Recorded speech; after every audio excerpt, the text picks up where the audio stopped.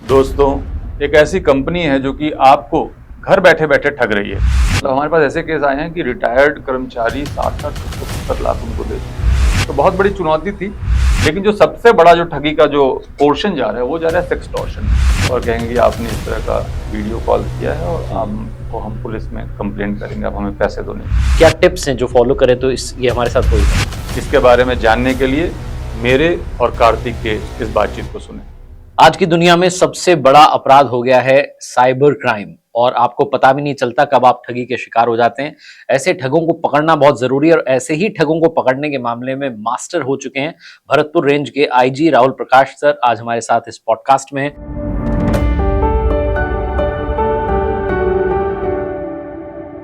गपशप विद कार्तिक में आइए स्वागत करते हैं राहुल प्रकाश सर का। बहुत बहुत धन्यवाद सबसे पहले तो जुड़ने के लिए। नमस्कार कार्तिक, थैंक यू। और सबसे पहले आपको बधाई जो आपने ऑपरेशन एंटीवायरस चलाया और लाइन से जितने ये साइबर क्रिमिनल्स थे सबको अंदर कर दिया।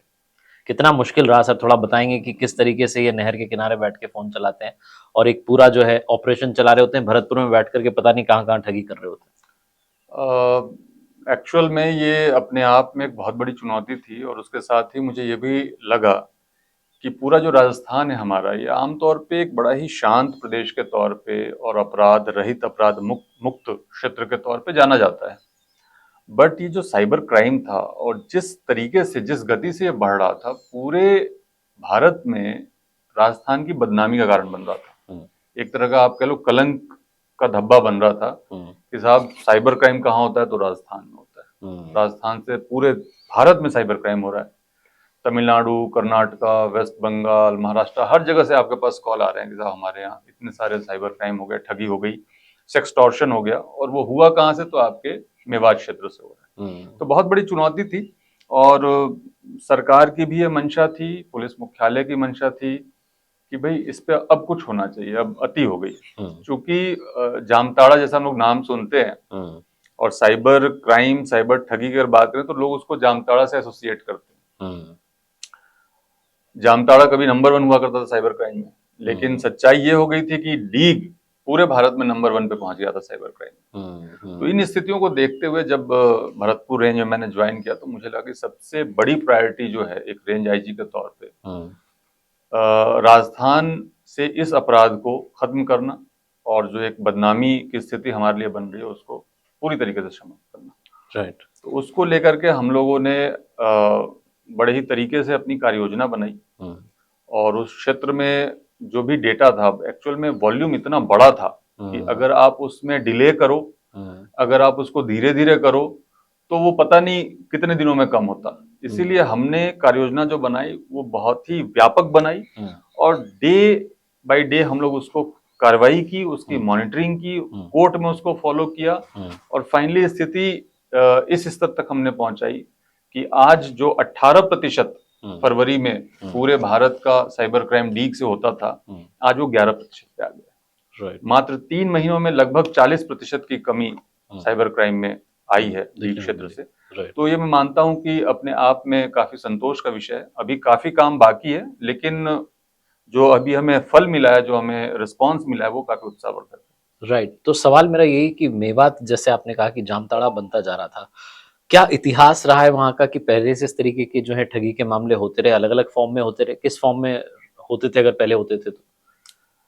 पूरा जो मेवात क्षेत्र है, दिल्ली के चारों तरफ का फैला हुआ क्षेत्र था, और इसमें हरियाणा का भी काफी बड़ा पार्ट आता है, अलवर, भिवाड़ी, तिजारा का काफी पार्ट आता है, और मथुरा क्षेत्र का भी कुछ पार्ट आता है।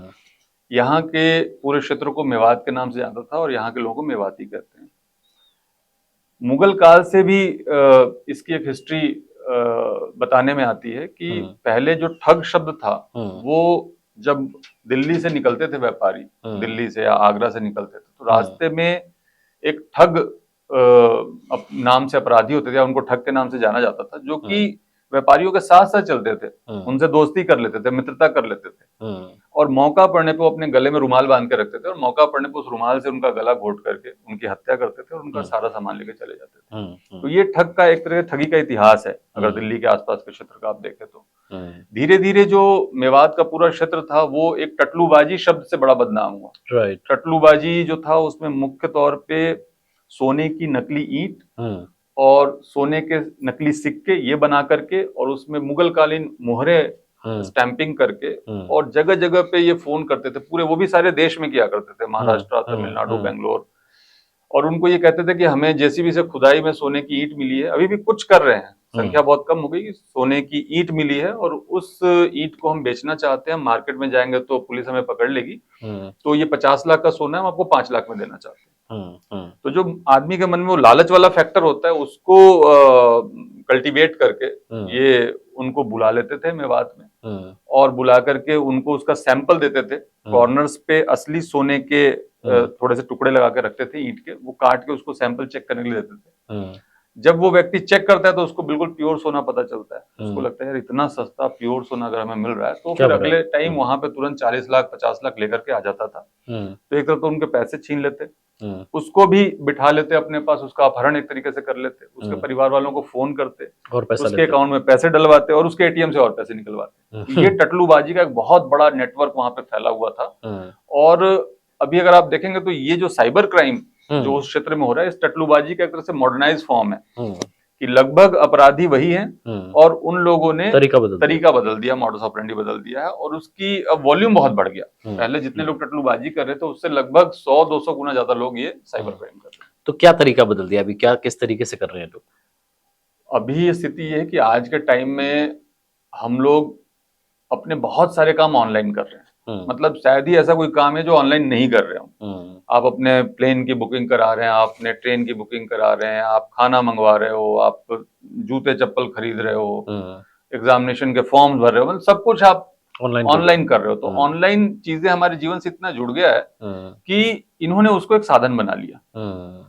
अब ये लोग ऑनलाइन जो भी चीज बिक सकती है, मतलब ठगी के ऐसे ऐसी चीजें हमारे सामने कि सुअर बेचने के नाम पे ठगी, सुअर बेचने के नाम पे ठगी अभी करी है। गाय भैंस, जूते चप्पल, फ्लैट, घर का सामान, गाड़ी, हर चीज के नाम पे वो आपको ऑनलाइन फोटो भेजते हैं, आपको उसके कागज भेज देंगे और फिर आपसे एक छोटा अमाउंट मंगाएंगे कि आप 10,000 रुपए 20,000 रुपए में डाल दो, जिससे कि हम कागजी कार्रवाई कर सके, भेजने के पहले आपकी बुकिंग करा सके।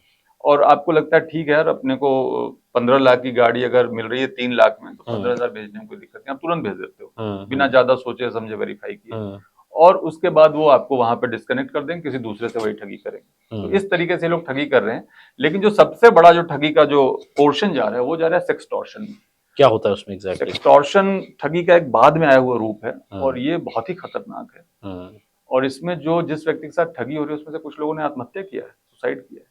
क्योंकि उसमें ये करते क्या है कि पहले व्हाट्सएप पे आपको एक हाय का मैसेज भेजेंगे और डीपी में फोटो किसी खूबसूरत लड़की का लगा करके रखेंगे और वो मैसेज एक साथ ये 100, 200, 500 लोगों को भेजते हैं। नंबर कैसे चूज करते हैं? नंबर इनको लेने का तरीका ये है कि बहुत सारे फ्रेंडशिप ऐप आपको मिल जाएंगे जो हम डाउनलोड कर लेते हैं, हाँ ऑनलाइन, वो बहुत सारे लोग डाउनलोड करते रहते हैं, है ना, बिना ये समझे कि ये कितना सेफ है हमारे लिए, डेटा जा रहा है, राइट। तो उनका सारा डेटा जो वो फ्रेंडशिप ऐप में डाल रहे हैं उसको वो लोग वहां से फेच कर लेते हैं, राइट।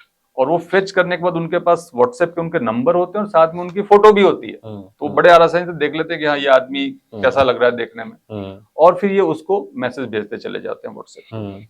अगर इन्होंने 100 को भेजा और 5 लोगों ने भी रिस्पॉन्ड कर दिया तो उस 5 से चैटिंग शुरू कर देंगे, ठीक है, उसको लगता है कि मैं किसी खूबसूरत लड़की से चैटिंग कर रहा हूँ और वो बात को आगे आगे बढ़ाते रहेंगे और फिर वो उसको लेकर के आते हैं कि भाई वीडियो कॉल मैं आपको करना चाह रही हूँ, और वो वीडियो कॉल करते हैं तो इधर वाला भी वीडियो कॉल में दिखता है, चूंकि उसको ये रिकॉर्ड करते हैं। रिकॉर्ड करने के बाद जैसे ही ये रिकॉर्डिंग हो गई वैसे ही उनका काम हो गया और आपके लिए स्थितियां विपरीत हो गई। वो आपको वीडियो भेजेंगे और कहेंगे कि आपने इस तरह का वीडियो कॉल किया है और आपको हम पुलिस में कंप्लेंट करेंगे, आप हमें पैसे दो, नहीं तो फिर आप उसको एक बार पैसे देते हो, 2 बार देते हो, 3 बार देते हो। जब वो देना साहब बंद करने लगते हो तो फिर एक यूट्यूब का कर्मचारी बनके, अधिकारी बनके आपको फोन करेंगे कि आपकी हमें एक वीडियो मिली है, इसको हम यूट्यूब पे अपलोड करने जा रहे हैं, तो अगर आप कुछ पैसे दे दो, 1.5 लाख 2 लाख रुपए भेज दो तो हम इसको रोक लेंगे। आदमी इतना डर जाता है और पैसे देता है। कोई भी पारिवारिक आदमी है, कईयों के घर में बहुएं हैं, बेटियां बड़ी हो गई हैं, उनके लिए तो लगता है कि हमारी बिल्कुल जाए कहाँ, हम कहाँ किसको शक्ल दिखाएंगे, तो वो पैसे देते चले जाते हैं। मतलब हमारे पास ऐसे केस आए हैं कि रिटायर्ड कर्मचारी 60-60, 70-70 लाख उनको दे चुके, अपनी पूरी जमा पूंजी उनको दे चुके। उसके बाद फिर कोई एक पुलिस वाला बन के फोन करेगा कि हम साइबर सेल से बोल रहे हैं, दिल्ली से या पंजाब से या कहीं से, चंडीगढ़ से, जयपुर से, और आपका इस तरीके से एक लड़की के साथ आया है वीडियो और आपके खिलाफ मुकदमा होने वाला है। तो डिफरेंट स्टेज पे, और ये गैंग्स अलग अलग है, पहली वाली गैंग अलग है, वो गैंग अपना सारा आपको चूज करके उसके बाद आपको अगले को सेल कर देती है, राइट, कुछ पैसे लेकर के मैंने वो वीडियो आपको दे दी, फिर वो उसके साथ ठगी करता है, फिर कुछ पैसे लेके वो उसको देता है जो कि पुलिस बनकर ठगी करते हैं। तो बहुत बड़ा नेटवर्क है, ऑर्गेनाइज्ड क्राइम है, और ये सबसे ज्यादा आज के टाइम में ये हो रहा है, और ये बहुत अंडर रिपोर्टेड है। आदमी क्या पुलिस के पास जाता नहीं है, बताने नहीं जाता है, उसको लगता है मैं जाऊंगा तो बदनामी हो जाएगी। तो इस कारण से ये सबसे खतरनाक तरीके से बढ़ता हुआ साइबर क्राइम है, एक्सटॉर्शन। राइट, इससे बचने का तरीका क्या बताना चाहेंगे आप, कैसे बचा जाए? अगर मान लीजिए कोई हमारे साथ ऐसा कोई स्कैम करना चाह रहा है, क्या टिप्स हैं जो फॉलो करें तो ये हमारे साथ हो ही ना? एक्सटॉर्शन से जो बचने के लिए एक सामान्य ज्ञान की जरूरत है, मुझे लगता है एक बेसिक समझ की जरूरत है कि अगर कोई खूबसूरत लड़की मुझे एक मैसेज भेज रही है और मुझसे बात करना चाह रही है, और मैं 50, 60, 65, 70 साल का कोई आदमी हूँ, तो क्यों करना चाह रही है? कोई रीजन नहीं है ना उसमें, तो ना आपकी कोई दोस्ती है, ना कोई यारी है, ना कोई जान पहचान है। तो पहले तो इस बात से आपको अलर्ट हो जाना चाहिए कि यार ये कुछ ना कुछ गड़बड़ है ना? उसके बाद भी मान लीजिए आप अपने आप को नहीं रोक पाए, आपसे ऐसी गलती हो गई, तो भी अगर आपके साथ एक्सटॉर्शन की शुरुआत होती है उस वीडियो के आधार पे, तो बिल्कुल भी उनको आप कोई पैसे नहीं भेजें, तुरंत 1930 पे आप अपनी रिपोर्ट दर्ज कराएं और तुरंत पुलिस के पास जाएं। इस बात को आप एक अपने ऊपर बोझ नहीं बनाएं कि इस तरह का वीडियो बन गया और मैं कैसे किसको क्या बताऊंगा। अगर आप अपने घर में नहीं बताना चाहते, आप नहीं बताइए, लेकिन आप पुलिस को जरूर बताएं, और पुलिस 100% आपकी मदद करेगी। और ये कोई इतना बड़ा खतरा नहीं है। अगर कोई भी इस तरह की आपके साथ ठगी करने की कोशिश कर रहा है, आपको एक्सटॉर्ट करने की कोशिश कर रहा है, उसको आप हेड ऑन लीजिए, आप देखेंगे कि आपका कोई नुकसान नहीं होगा और कोई नहीं पहुंचा पाएगा। राइट। अब मैं आपसे इसी बारे में थोड़ा आगे बढ़ते हुए जानना चाह रहा हूँ कि एक्सटॉर्शन की आपने बात की, ये किस तरीके से किया जा रहा था? फर्जी सिम लेते थे, किस तरीके से इस पूरे ऑपरेशन को चलाते थे वहां से? पूरा का पूरा जो इनका नेटवर्क है वो कई टुकड़ों में बटा हुआ है। इसमें जो शुरुआत होती है वो होता है चोरी के मोबाइल्स। आप आए दिन सुनते होंगे कि भाई मोबाइल स्नैचिंग हो गई, और ये दिल्ली में हो रही है, चंडीगढ़ में हो रही है, जयपुर में, विभिन्न शहरों में हो रहा है ना, आगरा में हो रही है। और ये सारे चोरी के मोबाइल जाकर के फिर चोर बाजार में बिकते हैं। तो वो चोरी के मोबाइल मेवात में पहुंच रहे हैं, और जो चोरी करने वाला आदमी है वो तो 5,000 में बेचता है, फाइनली यहाँ ठगों तक आते थे 15-20 हजार में उनको मोबाइल मिलता है चोरी का। ठीक है। उसके साथ सिम है, वो सिम कार्ड्स भी अगर हमने एनालिसिस किया तो यूपी, वेस्ट बंगाल, उड़ीसा, तमिलनाडु, पंजाब, महाराष्ट्र, आंध्र, हर जगह के सिम कार्ड्स यूज हो रहे हैं, जो मेवात आ रहा है, जो मेवात में यूज हो रहे हैं साइबर ठगों के द्वारा। इसमें क्या होता है कि जो ट्रक ड्राइवर्स बहुत हैं मेवात में, जो कि ट्रक्स चलाते हैं, ट्रेलर चलाते हैं, डंपर चलाते हैं, वो डिफरेंट स्टेट्स में जाते हैं। तो ये उनको कह देते हैं कि भाई मान लो 300 रुपए की एक सिम मिलती है, तो आप एक 10 सिम ले आना, 25 सिम ले आना, एक्टिवेटेड, पहले से जो एक्टिवेटेड है, यूज में आ रहे हैं, और हम आपको पर सिम 1,000 रुपए देंगे। तो उनको एक बड़ा फायदे का सौदा लगता है। तो ये जहां पे भी जाते हैं, वहां पे जो भी मजदूर वर्ग के लोग हैं, उनसे उनका सिम ले लेते हैं, उनको पैसे दे देते हैं, 300 के 500 दे देते हैं, क्योंकि उसको 1,000 मिलना है, और वो दोबारा दूसरा सिम ले लेता है जिसने अपना दिया है, उसके लिए कोई इतना इंपॉर्टेंट नहीं है, और वो सारा सिम ला करके साइबर ठगों को दे देते हैं। इसके साथ ही कई लोग हैं जिनकी शादियां हो रखी हैं, जैसे हमने अभी एक महिला को अरेस्ट किया था, वो रहने वाली थी वेस्ट बंगाल की, उसने शादी मेवात में कर रखी, तो वो हर महीने जाती है अपने घर वेस्ट बंगाल, और वहां से 300-500 सिम लेकर के आती है, और उसका बिजनेस ही यही है, अच्छा, सिम बेचने का। अच्छा, वो कुख्यात थी। तो अभी हमने लगभग उसको 15-20 मुकदमों में अरेस्ट किया है। तो ये मतलब भोले भाले लोगों से सिम ले लेते हैं और यहाँ लाकर के बेच देते हैं। जो बिल्कुल निम्न आय वर्ग के लोग हैं, जो उस चीज को समझते नहीं है, उनके जो सिम है उसको 500 रुपए में खरीद के ले आएंगे, और यहाँ पे फिर उसको साइबर ठगी में यूज करते हैं। अगर आप सिम तक जाएंगे तो सिम मालिक आपको मिलेगा जिसका कोई लेना देना नहीं है। अगर आप मोबाइल की IMEI से ट्रेस करके मोबाइल वाले के पास जाएंगे तो बताएगा मेरी तो चोरी हो रखा है। तो ये बिल्कुल फेसलेस है, इनकी कोई आइडेंटिटी नहीं है, और ये इनका सबसे बड़ी ताकत है। राइट। एक तो करना बहुत आसान है, कोई रॉकेट साइंस नहीं है, बहुत इजी है करना। आप देख रहे हो हाई के मैसेज से शुरू हो जा रहा है, ठीक है, और इनकी कोई आइडेंटिटी नहीं है, तो पकड़ना बहुत मुश्किल है, और पैसे खूब मिलते हैं। तो ये 3 चीजें मिलकर के इसको इतना आकर्षक बना दे रही हैं कि बहुत तेजी से ये बढ़ रहा है। तो ये कोई ट्रेनिंग वगैरह लेते हैं या इनका मतलब फोन पर इन्होंने सब सीख लिया? ट्रेनिंग तो ये लोग एक्चुअल में किसी एक व्यक्ति ने मान लीजिए किसी के संपर्क में आया जो कि जामताड़ा में कर रहा है या दिल्ली में साइबर क्राइम कर रहा है, वो अगले 10 को सिखाता है, वो अगले 10 को सिखाता है, और बैठे बैठे वो 4-5 लड़कों को सिखा करके वो अपना एक ठगी का आप कह लें कॉल सेंटर शुरू कर देता है। फिर जैसे ही वो 5 लड़के ट्रेंड हो जाते हैं, वो फिर अपने 5 और तैयार कर लेते हैं। तो इस तरीके से ये बढ़ता चला जाता है। तो इसका मैं पार्ट्स बता रहा था, वो मैं थोड़ा समझा दूं आपको कि एक तो इसका सिम और मोबाइल हो गया, वो आ गए, है ना, वो अलग गैंग्स हैं जो कि सिम ला रही हैं और मोबाइल ला रही है और इनको बेच रही है। दूसरी जो गैंग है वो फिर करते हैं इस काम को, सेक्सटॉर्शन करेंगे या आपको OLX के ऊपर गाड़ियों की फोटो भेजेंगे और वो फिर लोगों से बात करके ठगी करते हैं और उनके ठगी के पैसे अकाउंट्स में डलवाते हैं। अब ये अकाउंट कहाँ से आते हैं? ये अकाउंट भी सारे के सारे फर्जी हैं। सेम तरीके जैसे सिम लेते हैं, वैसे ही कहीं पे गए, मान लीजिए महुआ चले गए, दौसा चले गए, करौली चले गए, वहां पे जो बिल्कुल निम्न आय वर्ग के लोग हैं उनको बताया कि आपके हम अकाउंट खुलवाएंगे और आपको पर अकाउंट 5,000 रुपए हम देंगे। तो वो कागजी कार्रवाई करवा के अकाउंट खुलवा लेते हैं। अकाउंट खुलवा कर उनका सारा ATM कार्ड और सब कुछ लेकर के, पासबुक लेकर अपने पास आ जाते हैं और वो पैसे डलवाते हैं फिर उन्हीं में, उन अकाउंट्स में कि आप इसमें डालिए, और उस ATM से वो पैसे निकालते रहते हैं जब तक कि वो पकड़ा नहीं जाए, ब्लॉक नहीं हो जाए। तो अगर आप अकाउंट के आधार पर ढूंढने जाओगे तो भी जिस आदमी के पास पहुंचोगे उसका कोई लेना देना नहीं उससे। तो ये अकाउंट लाने वाली अलग गैंग है। और फिर इस पूरे अपराध को करने के बाद एक अलग गैंग है जो कि यूट्यूब का अधिकारी बन के या पुलिस अधिकारी बन करके ठगी करते हैं। तो ये कई चैनलों में बटा हुआ है जो कि इस पूरे ठगी के ऑपरेशन को कर रहे हैं। और इन सब के बाद एक लास्ट में एक और आता है इनका वर्ग जो कि ATM से पैसे निकाल के लाते हैं ठगी का। मेवाड़ क्षेत्र में चूंकि पुलिस बहुत ज्यादा विजिलेंट है तो वहां के ATM से नहीं निकालते हैं। आपने पढ़ा होगा जयपुर के ATM से निकालने वाले यहाँ पे फ्लैट किराए पे लेकर रह रहे हैं, उनका काम ही क्यों यही है पैसा निकालना कि साइबर ठग ने फोन किया कि हम 25,000 आए हैं अभी, तो जाके तुरंत उस 25,000 को निकालेंगे। इससे पहले वो कंप्लेन करके ब्लॉक कराए तो उस पैसे को विड्रॉ करना है। तो गुड़गांव में, जयपुर में, दिल्ली में, नोएडा में, आगरा में ऐसी बहुत सारी इनके गैंग है जो कि केवल इस काम को करते हैं कि उसको पैसा विड्रॉ करके वापस पहुंचाना है और उसमें उनको 10% का कमीशन मिल जाता है। तो बेसिकली अलग अलग डिपार्टमेंट हैं जो काम कर रहे हैं। बिल्कुल, उनकी इंडस्ट्री अपने हायरिंग हो रही है, बकायदा पूरी हायरिंग चल रही है। अच्छा, एक आपने आपकी पिक्चर आई है, उसके लिए आपको बधाई दूंगा। एक फिल्म रिलीज हुई है सर की, ऑपरेशन इन मेवात, जो कि रियल लोकेशन पर शूट हुई है और बिना कट के जो है एक टेक में, विदाउट एनी रीटेक शूट हुई है। 47 डिग्री के टेम्परेचर में पुलिस की टीम दौड़ती चली जा रही है पहाड़ियों में। क्या रहा इस ऑपरेशन का? क्योंकि आपने तो फिर धावा बोल दिया कि अब ऐसे तो पकड़ में नहीं आएंगे, सीधा जाना ही पड़ेगा।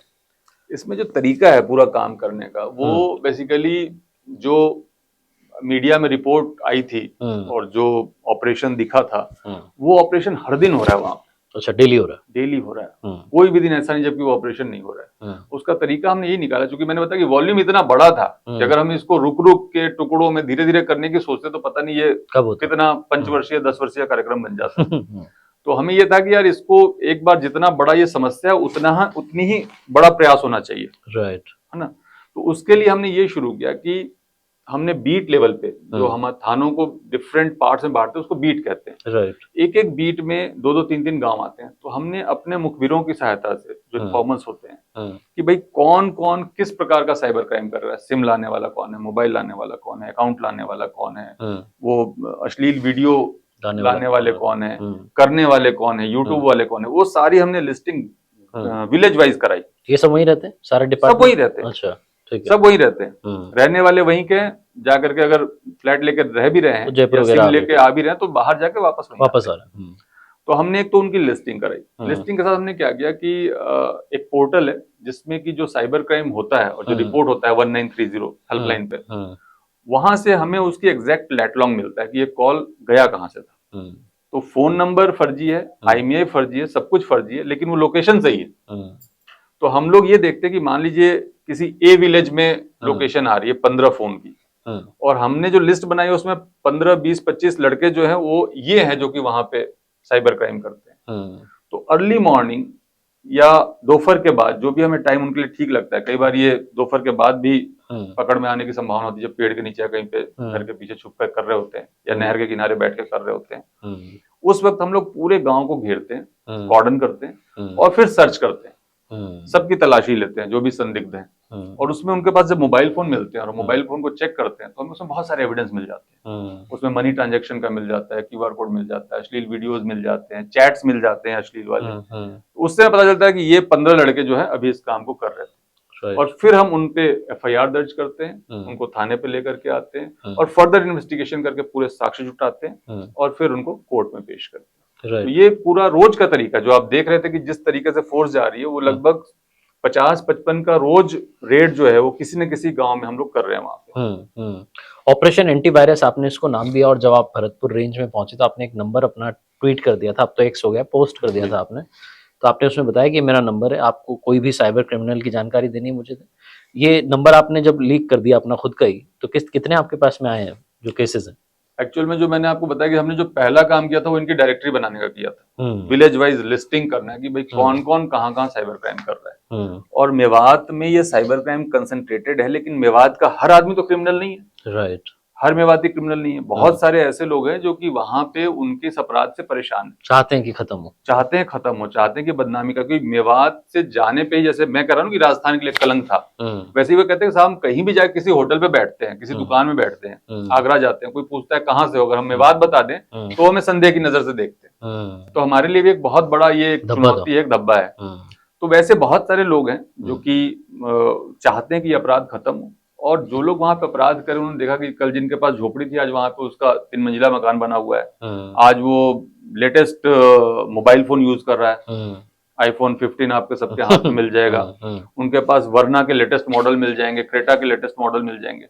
तो जो लोग देख रहे हैं कि ये लोग जिस तरीके से अपराध के पैसे से बढ़ रहे हैं, और जब आदमी के पास पैसा होता है ना फिर वो अत्याचार भी करने लगता है, अगर अपराधी प्रवृत्ति का है कि मेरे पास पैसा भी है, मेरी प्रवृत्ति भी क्रिमिनल की है, तो आप दूसरों के परेशान भी करना शुरू कर देते हैं। तो उन लोगों में से बहुत सारे लोग सूचना देना चाहते थे, इसलिए मैंने हमारे मुखबिरों के मुखबिर तो मैं सूचना दे ही रहते, उसके अलावा मैंने अपना भी नंबर दिया, क्योंकि कई बार लोग क्या होते हैं ट्रस्ट नहीं करते, उनको लगता है मैं मान लीजिए इसको बताऊंगा तो पता चल जाएगा, मेरा नाम खुल जाएगा। मैंने इसलिए अपना नंबर दिया कि आप इसके ऊपर डाल दें। तो बहुत सारी इन्फॉर्मेशन है, पूरी आपको लिस्ट बना के लोगों ने डाली, 50 लोगों की, 100 लोगों की, साहब ये लोग कर रहे हैं उनके फादर नेम के साथ। उससे हमें बहुत मदद मिली डायरेक्टरी बनाने में। राइट।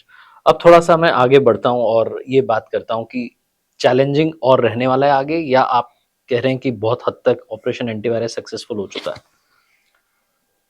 अभी तक का जो हमारी यात्रा है मैं मानता हूं कि काफी सक्सेसफुल रही है, क्योंकि 3 महीने के अंदर लगभग 40% की कमी करना बहुत बड़ा नंबर, जो कि लगातार बढ़ रहा था, और ये लग रहा था कि यार इसका तो कोई समाधान ही नहीं। और हम लोग बात ये करते थे कि हमें साइबर एक्सपर्ट चाहिए, हमें ये चाहिए, हमें वो चाहिए, तो बिना किसी जो संसाधन पहले से उसके अलावा लिए राइट। अगर 3 महीने में इतनी कमी आई है, तो मुझे लगता है कि आने वाले 3 महीने 4 महीने में हम लोग इसको 25% से नीचे ले जाने में सक्सेसफुल होंगे। बिल्कुल। और उसके बाद साल भर के अंदर अंदर इसको पूरी तरीके से जड़ से नष्ट करने के लिए हम लोग तैयार हैं। तो अब एक सवाल ये है, वैसे तो आप पुलिस वाले हैं, अधिकारी हैं, लेकिन फिर भी ये धमकियां आती हैं आपके पास में कि भैया आप रोक दो, आप बहुत ज्यादा हो गए, ऐसा कुछ हुआ अभी इन 3-4 महीनों में जो आपने किया ऑपरेशन? धमकी आमतौर पे कभी सीधी तो नहीं आती है, इनडायरेक्टली, हाँ, बट आपको सुनने में आ जाएगा कि भाई इस तरह की बात कर रहे हैं, तो वो सब ठीक है, वो पुलिस के नौकरी का पार्ट है, और मुझे लगता है कि हर पुलिस वाले को ये चैलेंज है। और बल्कि मैं तो ये मानता हूँ कि हम लोग बीइंग सीनियर ऑफिसर्स काफी हद तक प्रोटेक्टेड होते हैं। जो हमारा जवान दिन रात फील्ड में रहता है, अपनी मोटरसाइकिल पे उन्हीं रास्तों पे उन्हीं गांवों के बीच से गुजरता है, उसके लिए बहुत बड़ा थ्रेट है। तो हमें तो इन बातों को सोचने की जरूरत ही नहीं है कि हमें कोई थ्रेट दे या हमें कोई थ्रेट है। ऐसी किसी बात का कोई हमारे काम पे असर नहीं पड़ता है। फिर भी जब आप आईपीएस बने और अब आप आईजी बन चुके हैं, इस यात्रा में कभी कोई अटैक हुआ, कोई हमला हुआ, कभी ऐसा आपने देखा कि मेरे पीछे पड़ गया कोई? एक्चुअल में बहुत ज्यादातर जो मेरी नौकरी रही है उसमें धौलपुर में मेरा काफी समय गुजरा, भरतपुर में एसपी के तौर पे काफी समय गुजरा, तब भरतपुर और डीग एक ही हुआ करते थे।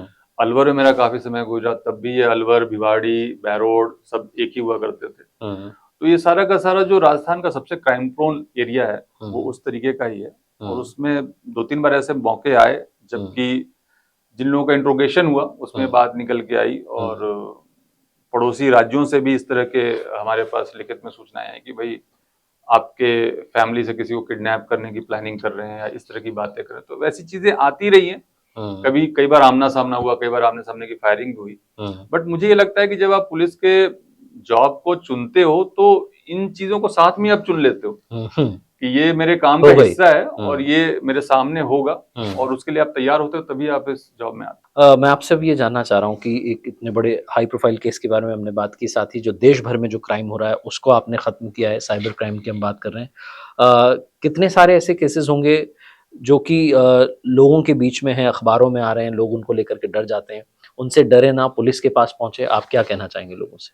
जैसा आप अभी कह रहे थे कि सेक्सटॉर्शन का एक ऐसा केस है जो कि लोगों के साथ हो रहा है, बट क्योंकि उन्हें रहता है कि समाज में इज़्ज़त चली जाएगी, लोग क्या सोचेंगे, वो डर के मारे नहीं जाते। ऐसे बहुत सारे और भी मामले होते हैं, हैं। या यही मामला कि हाई प्रोफाइल केस था, पिताजी को भी लग रहा होगा कि क्या होगा, तो हाँ, जबलपुर बिल्कुल, गए वो। बिल्कुल।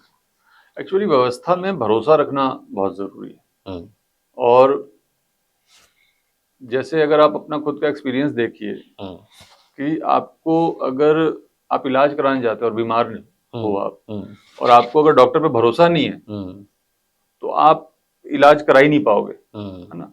आप कहते हो दवाई नहीं लगती है, हुँ, और वहीं अगर आप डॉक्टर पे भरोसा है तो कितना भी असाध्य बीमारी हो, हुँ, आप कंफर्ट फील करते हो हुँ, और दवाइयाँ भी काम करती है, आप ठीक भी होते हो। हुँ, तो भरोसा होना बहुत ज़रूरी है, मैं मानता हूँ, हुँ, व्यवस्था के ऊपर। हुँ, और भरोसा कायम रखने के लिए जहाँ एक तरफ हम लोगों को दिन-रात मेहनत करनी चाहिए, हुँ, हमें अपनी परेशानियाँ बताने के बजाय हुँ, चुनौतियों को देखना चाहिए, हुँ, और आम व्यक्ति जो नागरिक है उसके जीवन को आसान और सुरक्षित बनाने के लिए दिन-रात काम करना चाहिए। हुँ, उसके साथ ही इसमें मीडिया की बहुत बड़ी भूमिका है, हुँ, जो कि व्यवस्था में हुँ, विश्वास बनाए रखने के लिए हुँ, पॉजिटिव स्टोरीज करती है और करते रहना चाहिए। हुँ, क्योंकि पुलिस के पास लोग तभी आएंगे जब उनका पुलिस पे भरोसा हो। हुँ, अगर उनको ये लगेगा कि पुलिस हमारी बात को अपने तक रखेगी, गोपनीय रखेगी, उसके कारण ये बात हम अगर हम नहीं चाहेंगे तो बाहर नहीं आएगी, हुँ, जो मुलजिम है उनके खिलाफ कार्रवाई होगी, वो जेल जाएंगे, अगर हुँ, इस तरह का भरोसा होगा तो ही पुलिस के पास आएंगे। राइट। और ये भरोसा जीतना मैं मानता हूँ कि हमारा सबसे बड़ा उत्तरदायित्व है, क्योंकि आज हुँ, भी अगर पुलिस के बारे में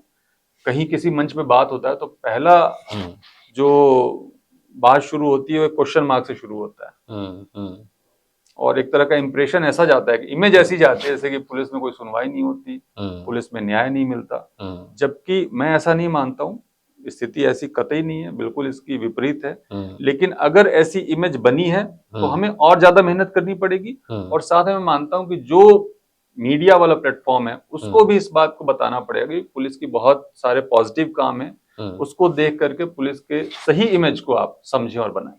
मैनिफेस्टेशन में आप यकीन रखते हैं, क्योंकि आप एक बार अपनी पुरानी जो मुलाकात थी उसमें कह रहे थे कभी मौका मिलेगा तो भरतपुर का ये जो एरिया है जो बदनाम हो गया इसको मैं क्लीन करना चाहूँगा, एक इमेज जो है उसकी सुधारना चाहूँगा, बड़े स्तर पर एक ऑपरेशन चलाना चाहूँगा, तो वही सब हुआ है अभी आपके साथ में? हाँ, एक्चुअल में ये आपके साथ ही बात हुई थी हाँ, राइट, लग रहा है। राइट। और उस वक़्त साइबर क्राइम क्योंकि बहुत तेज़ी से बढ़ रहा था, अभी हुँ, कुछ दिन पहले की बात है। हुँ, और मौका मिले तो ख़ैर हुँ, काम करके दिखाना चाहिए, मेरा मानना है कि हुँ, अगर ईश्वर ने इस काबिल बनाया है हुँ, और ईश्वर ने अगर मौका दिया है, हुँ, तो उस मौके का सकारात्मक उपयोग होना चाहिए। हुँ, और मैं नहीं मानता हूँ कि कोई भी ऐसी चुनौती है जो कि पुलिस पार नहीं पा सकती। हुँ, हुँ, कोई भी ऐसा अपराध नहीं जिसको कि पुलिस कंट्रोल नहीं कर सकती। हुँ, हुँ, पुलिस में बहुत ताकत है। हुँ, कारण ये है कि पुलिस के पीछे पूरी सरकार की ताकत होती है, हुँ, संविधान की ताकत होती है, कानून की ताकत होती हुँ, है। उस ताकत को सही तरीके से यूज़ करना हुँ, हमारा दायित्व है, हुँ। और अगर हम सही तरीके से यूज़ करें, तो कोई भी ऐसी चुनौती, कोई भी ऐसा अपराध नहीं जिसे कि हम खत्म नहीं कर सकते। एक आप जब डीआईजी बने थे, पदोन्नत हुए थे आप, तो आपने प्रमोशन पर जो बैज था वो सफाई कर्मियों से लगवाया था। वो भी बड़ी आपकी तस्वीर वायरल हुई थी, लोगों ने कहा ये बड़ा अच्छा इनका प्रयास है। तो क्या सोचा था आपने, या आपको लगा कि भई इन्हें मौका मिलना चाहिए, वो फिर तस्वीर लोगों ने अपने हिसाब से आगे उसको सराहा? या आपका एक जेन्युइन एक अटेम्प्ट नहीं, था? मैं ये नहीं सोच रहा था कि इनको मौका मिलना चाहिए। हाँ, हाँ। मैं ये सोच रहा था कि मुझे मौका मिलना चाहिए। अरे वाह! क्या बात है। और मैं बड़ी ईमानदारी से बताऊँ, हाँ, मुझे बच्चे बहुत अच्छे लगते हैं, बहुत प्यारे लगते हैं, और सभी को लगते हैं, और अपने बच्चों से सभी बहुत प्यार करते हैं। हुँ, बच्चों का अपने पिता पे गर्व होना एक हुँ, बहुत बड़ी अनुभूति है, बहुत बड़ी फीलिंग है। हुँ, और उनको ये पता होना चाहिए कि अगर हमारे पिता श्रमजीवी हैं, हुँ, अगर मेहनत करते हैं और एक ऐसा काम करते हैं जो कि इस देश की 90% आबादी करने के लिए तैयार नहीं है, हुँ, तो उस बात का गर्व उन बच्चों के मन में होना चाहिए। हुँ, और मेरा भी उन अपने जो मेरे साथी थे, जो कि हुँ, सफाई का काम करते थे, उनके हुँ, प्रति यही श्रद्धा थी हुँ, कि ये इतना बड़ा काम कर रहे हैं हुँ, कि अगर ये मेरे कंधे पे मेरे डीआईजी का स्टार लगाएंगे तो मैं अपने आप को सम्मानित मानूंगा कि जो इतना बड़ा काम करे जो मैं नहीं कर सकता, राइट, और बहुत सारे लोग नहीं कर नहीं कर सकते। सकते। तो वो मेरे लिए सम्मान की बात थी और मैंने खुद को वो मौका दिया था। क्या बात है। आपको लिखने का भी शौक है, कुछ आपने लिखा हो, आप सुनाएंगे अगर आपने याद हो आपको कुछ कविताएं या कुछ आपने शेर लिखा हो? मैं लिखता रहता हूँ और वो हाँ। एक्स प्लेटफॉर्म पे डालता रहता हाँ, हूँ। फिर भी कोई पंक्ति याद आ रही हो? एक छोटी सी कविता सुना रहा हूँ। हम्म, मृत्यु भोज जो है उसको रोकने को लेकर के एक्ट भी बना हुआ है और उसको बुरा भी मानते हैं, लेकिन इस तरह की जो चीजें हैं वो किसी गरीब व्यक्ति पे कितना असर डालती हैं उसको लेकर चंद पंक्तियां मैं सुना रहा हूँ। एक तो माँ के मरने का गम, एक तो माँ के मरने का गम, ऊपर से भोज निकलेगा दम, 2 बीघा बेचा, 2 बीघा बेचा तो किया क्रिया कर्म, और तो और चढ़ गया कर्ज, तब जाके पूरा हुआ बेटे का फर्ज, तब जाके पूरा हुआ बेटे का फर्ज। क्या बात। थैंक यू सो मच आज के इस पॉडकास्ट का हिस्सा बनने के लिए, और आने वाली चुनौतियों के लिए आपको शुभकामनाएं। वैसे तो आप डरते नहीं हैं, लेकिन फिर भी शुभकामनाएं हमारी साथ रहेंगी। और आप ना जाने कितने ऐसे परिवार रहे होंगे जिनको आपने इन सारे केसेस से बाहर निकाला, उनके घरों में शांति वापस लौटाई। इसलिए उन सब परिवारों की ओर से मैं आपको धन्यवाद करता हूँ, उन सब पिता की ओर से, माता की ओर से, जिनके बच्चे आज सुरक्षित हैं, घर में खुशहाल हैं। सो उन सब की ओर से आपको बहुत बहुत धन्यवाद। Thank you Kartik, thank you. Thank you so much.